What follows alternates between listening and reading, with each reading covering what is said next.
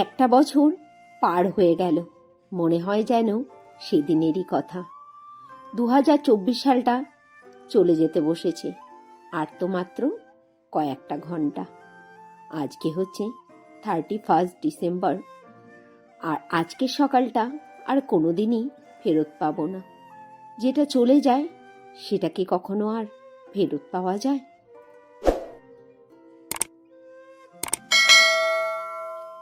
2024 সাল, তুমি তো চলে যাচ্ছ।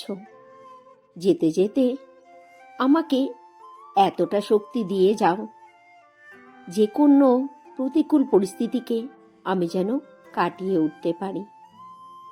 খারাপ সময় অবশ্যই আসবে, কিন্তু সেই খারাপ সময়টা যেন কাটিয়ে উঠতে পারি, এই শক্তিটুকু তুমি কিন্তু যেতে যেতে দিয়েছে। অনেক কষ্ট পেয়েছি এবছর, অনেক কিছু হারিয়েও ফেলেছি। 2025 সালে নতুন করে আর কিছু হারাতে চাই না। প্রচুর চোখের জল ফেলেছি গত বছরে, সামনের বছর আর যেন সেই চোখের জলগুলো না ফেলতে হয়। 2024 সালে এমন কিছু মানুষ ছিল যারা প্রচণ্ড মনে আঘাত দিয়েছিল। হ্যাঁ, তাদেরকে হয়তো ক্ষমা কোনোদিনও করতে পারবো না, কিন্তু 2025 সাল তোমার কাছে এই শক্তিটুকু আমি চেয়ে নিচ্ছি, তারা যেন এই বছর আর আমার ধারে কাছে না আসতে পারে। তারা যেন নতুন করে আমার জীবনটাকে নরকে না পরিণত করতে পারে। এই বছরের এটাই লাস্ট ব্লগ, আবার সামনের বছর নতুন ব্লগ পাবে। হ্যাঁ, ভিডিওটা অনেক পরে আপলোড হচ্ছে। আমার সময়ের বড় অভাব গো, নিজের ঘর সংসার সামলে তারপরে ইউটিউবের কাজ করতে হয়, তার জন্য আর সময়ের ভিডিও সময় মতো দিতে পারি না। কি করব বলো, স্বামী তো বাইরে থাকে, সে যে বড় দায়িত্ব দিয়ে গেছে, তার দেওয়া দায়িত্বগুলো আমাকে তো ঠিকমতো পালন করতেই হবে। আগে ঘর সংসার সামলাই, পরে সোশ্যাল মিডিয়াটা সামলাবো। কি বলো, কোনো ভুল কথা বলেছি কি? জানো তো, আজ না একটা মজার দিন। কি মজা ভাবছো? আরে আজ আমরা বাড়ির সামনে চড়ুই ভাতি করব। সেই যে ছোটবেলায় চড়ুই ভাতি করতাম, মনে আছে তোমাদের? তোমরা করেছো চড়ুই ভাতি?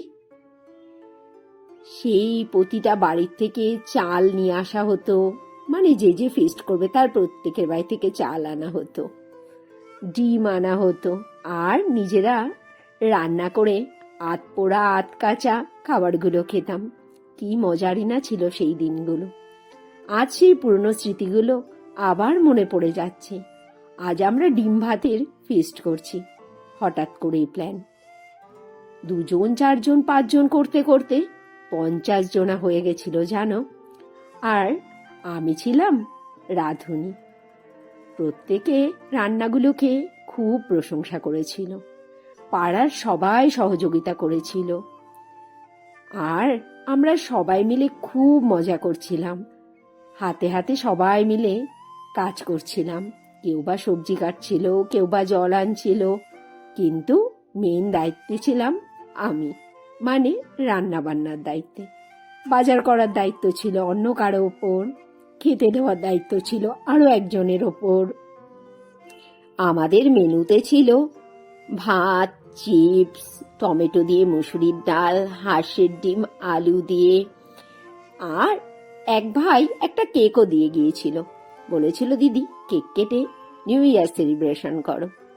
সবাই বসে গেছে খেতে। রান্না বান্না মোটামুটি 9:30টার মধ্যে কমপ্লিট হয়ে গেছিল।